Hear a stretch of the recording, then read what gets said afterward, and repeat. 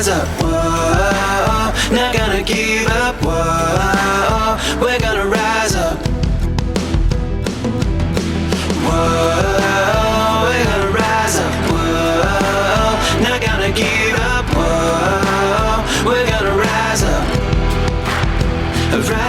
yeah, oh, we're gonna rise up. Well, welcome to Rise Up, hosted by me, Steve Collum.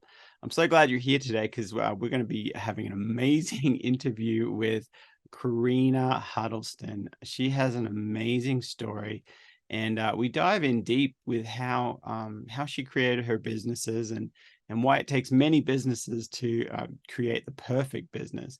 But one of the cool things that we really dive into is how she came up with the perfect name for her business. And it's just such a great conversation that we have today. And so I'm really excited that you're here, and you'll get to check that out. And so before we dive in, of course, I just want to share with you to let you know that this podcast is brought to you by or sponsored by my Patreon account.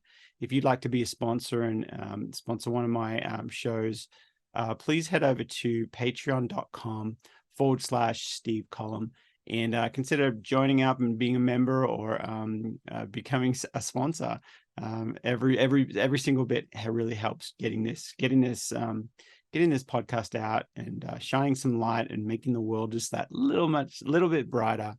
And also, I want to let you know, if you want to join this conversation and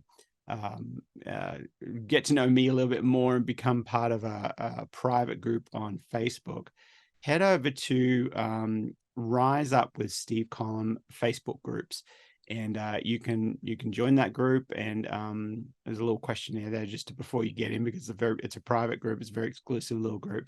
And we have conversations. We talk about the podcast and little takeaways, and sometimes I share little behind the scenes, why I did it, what happened before the call, and all that kind of thing. And it's a great place just to hang out, and I get to know you guys, because you guys are listening to me and getting to know me, but I'd love to get to know you guys a bit more too. So head over there, and I've got many exciting things coming up in the future. I'm looking at doing some coaching calls and helping some people out one-on-one. So if that's something you'd want to be a part of, definitely reach out. And anyway, so and also I want to ask you, if it's possible, I'd love some 5-star reviews, and it's something that really helps this podcast kind of get drifted up to the top, or heading up to the top, which gets to shine more light out there. And any feedback or any reviews would be so much appreciated. So anyway, let's go ahead and dive into this interview. It's a good one. So here we go. A little bit of what it really looks like, just because it's hard for me to talk about. Mm-hmm. So part of the quality that we provided for Madison is, she wasn't in bed in a room all by herself, right? She was always part of our family, always, in the living room watching cartoons. Her brother, they were so cute together. One of my favorite stories to tell is that, so she could kind of she could roll over, and just her thoughts were all there, and she just couldn't express them. And so that was really hard. She got frustrated. So we came up with all sorts of ways to help her. We had questions, we had picture boards, we had, all things that we knew she liked, and tried to provide her with comfort. Her brother would get nice and close to her, and then she would poke him.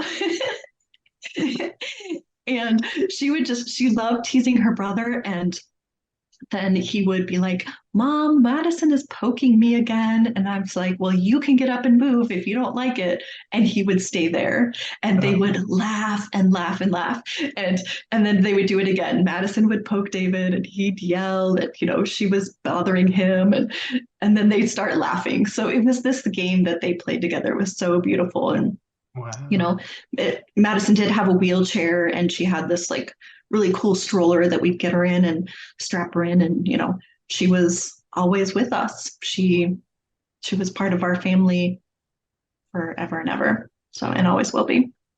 Yeah, always will be. That's right. And it sounds like, and I know that anybody who's been through a trauma or gone through a lost one, they're different forever, especially if it's a son or a daughter, or, it's you're changed forever. And that person, that baby, that child never leaves you. They're always with you, and me and my wife, we always talk to Asher, we're like, oh, Asher would do this or Asher would do that. And we try to keep it.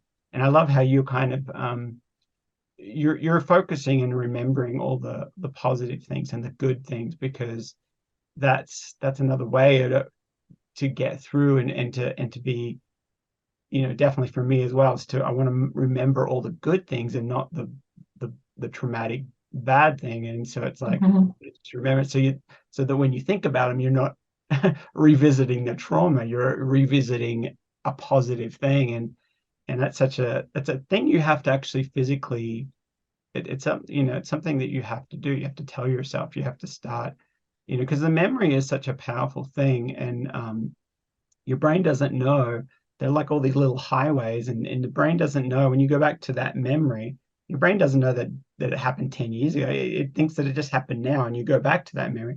So the more times you go back to negative trauma things, the more that highway, that little path, that little neuro pathway becomes a highway, and it becomes a freeway of like, I can access that traumatic thing so fast. But you can also do it the other way. And I knew that, if I keep focusing on all those little positive things, the great little Christmas we had, when he was growing inside of in my wife's belly, the great Christmas, we were singing songs, I grabbed my guitar and we were playing around the kitchen and singing.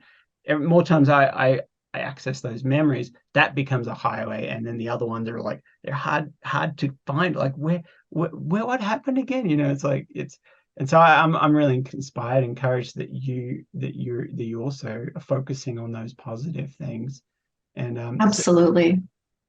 So what is one of the ways that that Madison's changed your life after she after she went to heaven? What was some of the things that you definitely know, I am so different because of Madison. She changed. I actually know that I was changed when she was born. I was such a different person before I had kids, and then after having kids. And then I like to describe myself before her was just quiet and a little bit more shy and not willing to cause a commotion. I was the one who's like peacekeeper, and I would go along with, the flow. And after Madison, and after having to fight for her, I then learned how to fight for myself. And so now I can speak up for my needs and the things that I want out of life. I can be different. I am not normal. I'm not your average person. I have very extreme views. They're very different from a lot of mainstream America. And I'm okay with that now. Before having to fight for her and doctor's appointments and Oh wow, yeah, I just very, very different. And just I'm more positive now as well. And that's hard to think about. You go through this that's so difficult, the loss of a child, and then afterward you can be more positive. Yeah. That just doesn't seem to go together. But like you said, what are you focusing on? Yeah. What are you, where our attention goes is what grows. What are we? I heard that from someone else. I didn't make that up. What are we focusing on? What are we striving for in our life? And that came out of all of the hurt and all of the trauma and all of the terrible and horrible things that have happened in my life. But I don't focus on that. I want to focus on today. What am I doing today? How am I bettering myself and the others around me today? What plans can I make tomorrow if I'm blessed with that, Yeah. what can I do tomorrow to be a better person, to make this world a better place? And that's where I've landed. And I'm so grateful that I did. Wow, gosh, that's so powerful, and it's that, and that's such a cool thing that's you've only got Madison to blame for it. So she's the one. So that's really cool, and so I guess well, I'm not guess, but you said that you've started a few businesses before this. What were some of your businesses that you started, and how was the transition different when you started this new one, uh, Medicine Financial? I don't know if I want to talk about all the failed businesses. That's okay. There are a few. Let's see. So I was really all over the place. I had an insurance business for a while. I was a massage therapist and an independent contractor for a while. I had a in-home daycare when my kids were little. Yeah. Obviously, none of those stuff because I'm not doing any of those today, but they all taught me something along the way. And in the failure, I learned things as well. And so I knew at some point, probably, I don't know, it would have been like 2016, 2017. I knew I wanted another business. I wanted a successful business. I wanted one that I loved what I did. I loved the name of it, like all the things. And that passion really all came together when it was time to open the bookkeeping business. And then Madison Financial Group actually wasn't the first name of my bookkeeping business. It was Performance Bookkeeping and Tax. And it didn't resonate with me. I tried to go with like, oh, this is what everybody else is doing. And this is what you should, right? Please take the word should out of your vocabulary right now. Do things with passion, not because you should. So I got up the courage and I said, I'm going to change the name of my business. I'm going to change it to Madison Financial Group. And I did it. And I haven't looked back since. Like, this is the name of the business. This is what I should be, This is what I am doing. And this is what I love doing. So that's really kind of how it ended up to where it's at today. And that's so cool, and it's actually really cool that you did start many other, and I know you said failed businesses or whatever, but the way I always look at it, and I know you do too, is that those are all lessons, and those are just school, because you can't go to school. You can go to business school and everything, but you can't, unless you get like some sort of coaching. But it's like it's very hard to get. And what I mean is like custom coaching for what you need. It's very hard to just be like, I'm going to figure out what my weaknesses are, what my strengths are, and how can I build a business. There's all these, you can learn all the fundamentals, do this, but you don't know what you're good at and what you're weak at and where you need help to come along and what your greatest strengths are. And you learned that through all those businesses. And one of the things I always say to people too is that if you're learning what you don't like is just as powerful. It's just as powerful as learning what you do like, because I've had a Amazon businesses, I've had real estate businesses, I've done painting business and stuff, and many other ones that if I go back and think about all the failed ideas, it was just really lessons to get me to that place where I am now, where it's like, nope. I'm going to do, I do music for anybody who doesn't know, but I'm going to do music till I go. I love it so much. And I am very happy just to sit and make music and write songs forever. And you don't know that unless you try other things. It's almost like going to a restaurant. You don't know what good food is unless you've had some bad food. And you're like, oh no, this is a nice restaurant. This is good food. Right, absolutely. And I think you're right. Like I joke that you're all failed, but I learned so much in there. And sometimes it's easy to figure out what you do want when you have a whole list of things of what you don't like or what you don't want. like part of my bookkeeping business. I wanted that flexible schedule. I knew I didn't want to have to go to an office 5 days a week from 9 to 5 or whatever, hours my boss told me. So you're right. That list was very long when I started the bookkeeping business of what I did not want. I know. And so you did start, I know you said that Madison left this earth about 10 years ago. So, and I noticed you said you started the bookkeeping company, or maybe it was a rename in 2020, but it took you a few years. Excuse me. So it took you a few years to decide to do this, or and what was that process of going through that to decide to do?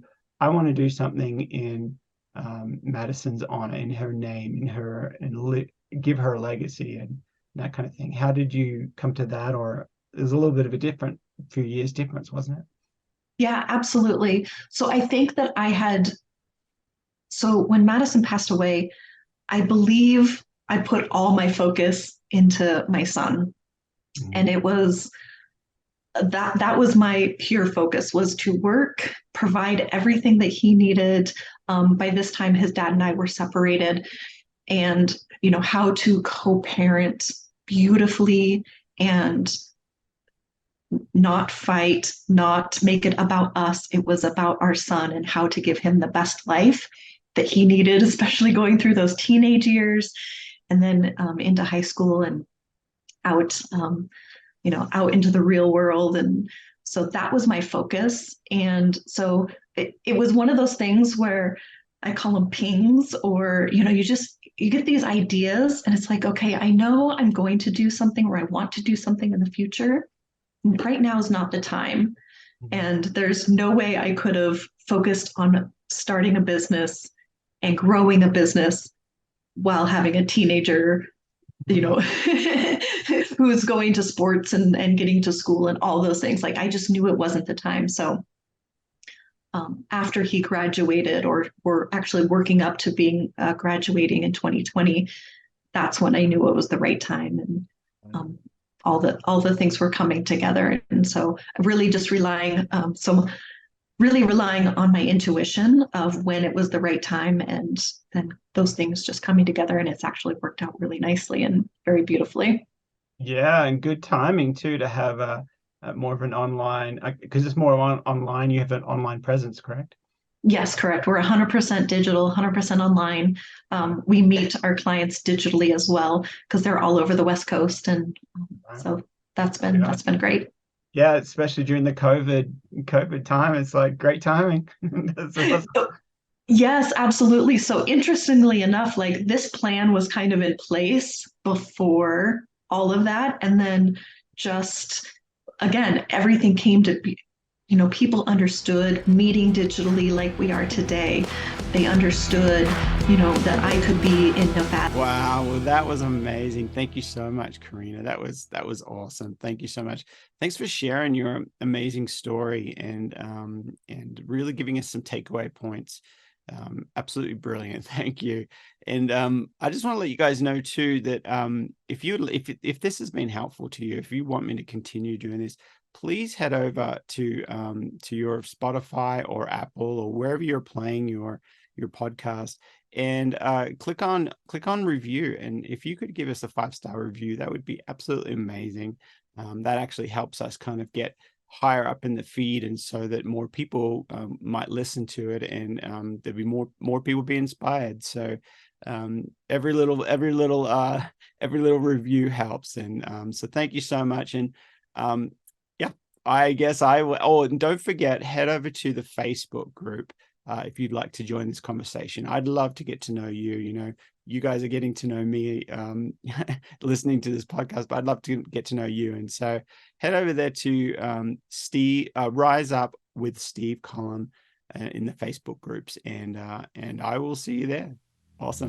All right, whoa, we're gonna rise up, whoa, not gonna give up, whoa, we're gonna rise up, whoa, we're gonna rise up, whoa, not gonna give up, whoa, we're gonna rise up. rise up, yeah.